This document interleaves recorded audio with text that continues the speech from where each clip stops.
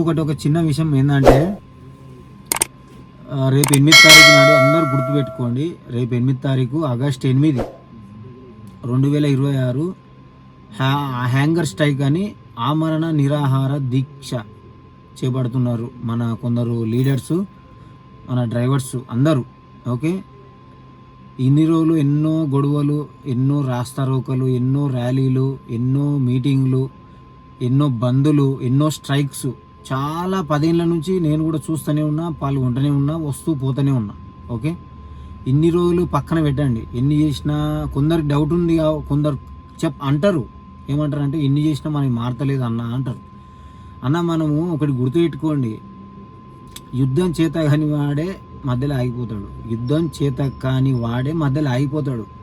మనం చేస్తూనే ఉండాలి. అది ఇప్పుడు సపోజ్ మాట చెప్తున్నా, తెలంగాణ ఇప్పుడు 1965 నుంచే స్టార్ట్ అయింది అనుకుంటాను, నాకు తెలిసి 65, 69 అప్పుడు స్టార్ట్ అయ్యి 2014 వరకు కంటిన్యూగా ఈ ఉద్యమం అనేది నడిచింది. కంటిన్యూగా ఉద్యమం నడిస్తే 2014లో తెలంగాణ అనేది మనకు వచ్చింది. ఓకే, అంటే ఇది రాదులే అని మధ్యలో ఆగిపోతే అయిపోవాలి కదా.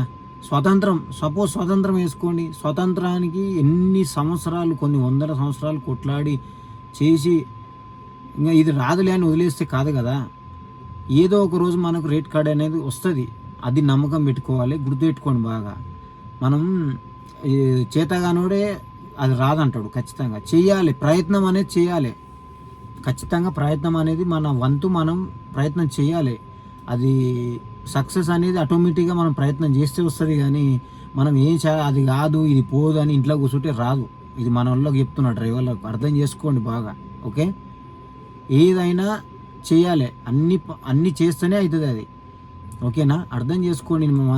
ప్రతిసారి స్ట్రైక్ చేసినాం, ప్రతిసారి మేము క్యాబులు బుక్ చేయాలి, మేము స్ట్రైకులు చేసుకుంటాం, మేము ఉండాలి బండ్లు ఆపుకొని. కొందరేమో వెనకలంగా బండ్లు తీసుకొని దెంగేస్తారు. ఓలా ఊబర్ రేట్లు ఆ రోజు నా కొడుకులేమో నా కొడుకులేమో స్ట్రైక్ చేసిన ప్రతిసారి నా కొడుకులు రేట్లు ఎక్కువనే ఇస్తారు మళ్ళీ. ఓకే, స్ట్రైక్ చేసిన ప్రతిసారి రేట్లు ఎక్కువ ఇస్తాడు. ఓకే, కామన్ టైంలోనేమో కిలోమీటర్ 12-10 రూపాయలు వస్తుంది. ఎవరింట్లో చక్క ఉందన్న, మీ ఇంట్లో చక్క ఉందా అసలు? ఓలోబర్ నమ్ముకొని కరెక్ట్ నడుస్తున్నారా మీరు? ఎవరింట్లో ఇబ్బందులు లేవు. నా ఇంట్లో కూడా ఉంది ఇబ్బంది ఓలోబర్ నడిపితే. ఇట్లా నేనేదో ఐటీ బుకింగ్లు ఓడుతున్నా కాబట్టి నిజంగా చెప్తున్నా, ఐటీ బుకింగ్ లేకపోతే నేను బండి అమ్ముకొని ఖచ్చితంగా మళ్ళీ జేసీబీ నడపనికి పోతుంటే తెలుసా. నాకు ఇప్పుడు గాన ఐటీ బుకింగ్స్ లేకపోతే ఈ బండి అమ్మేసి జేసీబీ నడపనికే ఖచ్చితంగా వెళ్ళేటోని. ఏదో ఈ ఐటీ బుకింగ్స్ ఉండడం వల్ల బండి నడుపుతున్నా నేను, లేకపోతే వదిలేస్తా. ఓకే, ఓలా ఊబర్ను నమ్ముకొని మాత్రం బతికితే మాత్రం చచ్చిపోవాలి. నా కొడుకు ఇచ్చే రేట్లు ఎట్లా 10 రూపాయలు 12 రూపాయలు ఎట్లా పడుతుందన్న? మీకు ఎట్లా పడుతుంది అసలు? రేట్లు పడుతున్నాయి అసలు? ఇంట్లో కనీసం ఫీజులు కట్టగలుగుతుర్రా? పిల్లలకు ఫీజులు కట్టగలుగుతుర్రా? ఇంటి రెంట్లు కట్టగలుగుతుర్రా? చెప్పండి. ఇంట్లో కరెక్ట్ నడుస్తుంది, అన్నిటికన్నీ కరెక్ట్ ఉంటున్నాయా? కొంచెమైనా ఆలోచించాలి కదా. ఎందుకు ఇట్లా చేస్తారు మనోళ్ళు? దయచేసి అర్థం చేసుకోండి ప్లీజ్. రేపు 8 తారీఖు నాడు, ఇప్పుడు చిన్న కాదు, ఇప్పుడు 8 తారీఖు నాడు ఆమరణ నిరాహార దీక్ష చేస్తుర్రు. దానికి మనం సిటీలో 1,00,000 మంది క్యాబ్ డ్రైవర్లు ఉన్నారు నాకు తెలుసు. ఓకే, ఎందుకంటే 2016లోనే 40,000 మంది ఉన్నారు. ఇప్పుడు 1,00,000 మంది దాటింటారు నాకు తెలిసి ఇంకా. ఓకేనా, అర్థం చేసుకోండి. మనకు గిట్టుబాటు ధర వస్తలేదు. డీజిల్ రేట్ ఎంత ఉంది? సిఎన్జి రేటు 112 ఉంది. 112 రూపాయలు పెట్రోల్కు, దానికి సంబంధం అసలు ఏమింత తేడా లేకుండా అయిపోయింది సిఎన్జికి పెట్రోల్కు. ఓకే, డీజిల్ రేట్ దాటిపోయింది సిఎన్జి. ఈ ఏడానా బాగుపడేది. మళ్ళీ గంటలు ఆడ పోయి మనం లైన్లలో నిలబడాలి.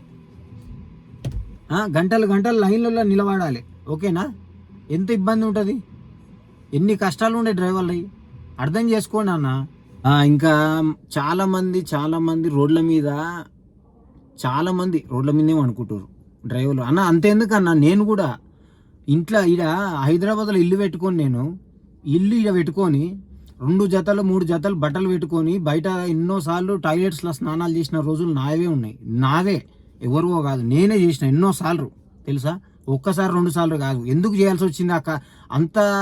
మనం స్నానం బయట చేయాలి. ఇంటికాడ హైదరాబాద్లో ఇల్లు పెట్టుకొని రోడ్డు మీద స్నానం చేస్తున్నాం అంటే, ఇంటికి పోకుండా రోడ్డు మీద బయట వండుకొని స్నానం చేస్తున్నాం అంటే అర్థమైంది. ఎందుకు చేస్తున్నాం చెప్పు? భార్య పిల్లల్ని పెట్టుకొని ఇంటికి పోకుండా ఎందుకు ఉంటున్నాం చెప్పండి? మనకు వస్తలేమనే కదా. బయట వండుకుంటాం 2-3 గంటలు వండుకుంటాం, లేస్తాం, ఒక్క బుకింగ్ కాకుండా ఇంకో బుకింగ్ అన్నా మంచిగా వస్తుంది అనే థాట్తోనే ఉంటాం కదా. ఇది కాకపోతే ఇంకోటన్నా మంచిది వస్తుంది అనే ఆశతోనే నడుస్తున్నాం. ఎందుకు ఈ కర్మ మనకు? బయట వండుకొని బండ్లే వండుకొని నేను ఇప్పుడు వండుకుంటలేనులే, ఇప్పుడైతే నేను ఉండలేను, నేను ఐటీ బుకింగ్స్ కొడుతున్నా కాబట్టి నేను వదిలేసిన.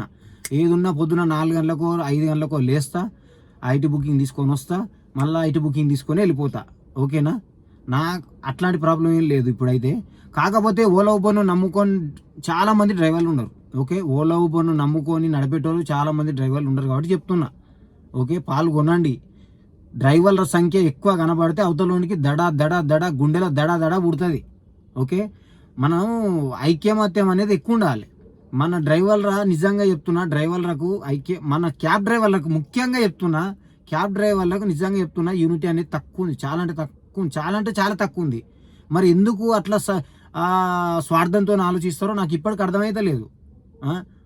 ఆటో డ్రైవర్లు అని చూడు, అన్నలు ఎట్లా ఒక్క ర్యాలీ తీసారంటే ఇట్లా 100 ఆటోలు ఎట్లా వస్తారు అన్నలు? అట్లుండాలి యూనిటీ అంటే. మనకెందుకన్నా ఈడ స్ట్రైక్ చేస్తే వెనకాలంగా బుకింగ్ పడ్డదని దింకపోతారు. ఎందుకు? మొన్న మా ఇంటి దగ్గర ఒక 30 మంది బండ్లు ఆపుతున్నాం. అరే బండ్లు ఆపొద్దానా? మనంతకు మనకు రావాలి బుద్ధి. ఒకటి చెప్తే కాదు మనకు రావాల్సింది, మనంతకు మనం ఆపాలి. అవును ఈరోజు స్ట్రైక్ కదా తీయొద్దు అనే బాధ్యతతో ఉండాలి. ఆ రోజు నాకు ఐటీ బుకింగ్లు పెట్టుకొని కూడా 25 తారీఖు మూసుకొని అదే స్ట్రైక్లో పాల్గొన్నా. నాకు బుకింగ్స్ ఉన్నాయి, నేను కూడా ఓలా ఊబర్ నడపవచ్చు. కానీ కాదు, నా పద్ధతి అది కాదు. డ్రైవర్లకు సపోర్ట్ ఉండాలి, డ్రైవర్ల దగ్గర నడవాలి. మన కోసం సిగ్గు శరం లేకుండా ఈడ స్ట్రైకులు చేస్తే వెనకాలంగా బుకింగ్లు తీసుకొని దెంగేస్తారు. ఇదే చూడు, ఇందుకే మనం మొత్తం నాశనం అయిపోతున్నాం. ఇందుకే, ఎందుకో కాదు, ఇట్లా ఈ పరిస్థితి వల్లనే. అర్థం చేసుకోవాలి. ఎవరి కోసమైనా చేసేది మనం మన కోసం, నీ కోసం, నా కోసం, అందరి కోసం. నా స్వార్థం కోసం కాదు, నీ స్వార్థం కోసం కాదు కదా. అరే నువ్వు ఈరోజు 10 రూపాయలకి యాక్సెప్ట్ చేస్తాడు, ప్రతిరోజు 10 రూపాయల బుకింగే ఇస్తాడు. ఒక్కొక్కని బుకింగ్లు చూస్తా నేను. 50 కిలోమీటర్లకు 700, 60 కిలోమీటర్లకు 500. ఏమన్నా బుద్ధి జ్ఞానం ఉందా? లేక 50 కిలోమీటర్లకు 500 పోతారు. చాలా మందిని చూస్తున్నా. 500 పోతే ఎంత సిఎన్జి అయినా సరే 400 300 పోతుంది. ఇంకా 200 కానీ పోయేది అక్కడ. ఇట్లాంటి రేట్లు వస్తున్నాయి. ఓకే, ఎంతో మంది రోడ్ల మీద ఏడుస్తుర్రు, బాధపడుతుర్రు అన్న. చాలా అంటే చాలా మంది ఇబ్బంది పడుతుర్రు అన్న. ఓకే, ఇది మన హక్కు, మన కోసం మనమే కొట్లాడాలి. ఓకేనా? ఎవడో మనకు ఏది చేసి పెట్టాడు, మన కోసం మనమే కొట్లాడాలి, మనమే తెచ్చుకోవాలి హక్కులు, మనమే సాధించుకోవాలి, మనమే రేట్ కార్డు తెచ్చుకోవాలి. అర్థమైందా? అర్థం చేసుకోండి, కొంచెం అర్థం చేసుకోండి అన్న. యూనిటీగా ఉండడం నేర్చుకోండి. అర్థమైందా? ఒక డ్రైవర్ నాడ కొడుతున్నట్టే చూసుకుంటా పోయేటోళ్ళు మస్తు మంది. ఏందన్న అసలుకు డ్రైవర్ అంటే వాల్యూ లేకుండా అయిపోయింది. అసలు నిజంగా చెప్తున్నా, క్యాబ్ డ్రైవర్ అంటే వాల్యూ లేకుండా అయిపోయింది. అర్థం చేసుకోండి. ఎందుకు తెలుసా? యూనిటీ లేనందుకే ఇది. మనకు యూనిటీ లేక ఇట్లా విలువ లేకుండా బతుకుతున్నాం మనం. ఓకే, యూనిటీ లేకనే ఖచ్చితంగా రేపు ఆగస్టు 8 తారీఖు నాడు స్ట్రైక్లో పాల్గొనండి. ఆమరణ నిరాహార దీక్ష నడుస్తుంది. ఓకే, నేను కూడా వస్తా. నేను ప్రతి దానిలో ఉంటా అసలుకు. ఓకేనా? నేను వస్తా. ఓకే, అందరం ఆడ కలుద్దాం, రండి, మన యూనిటీ చూపిద్దాం అన్న. ఓకేనా? మన కోసం మనమే కష్టపడాలి, ఎవడో ఏదో వచ్చి చెయ్యడు మనకు. ఇది గుర్తుపెట్టుకోండి బాగా. ఓకేనా? రైట్, మరి అందరికీ నమస్తే.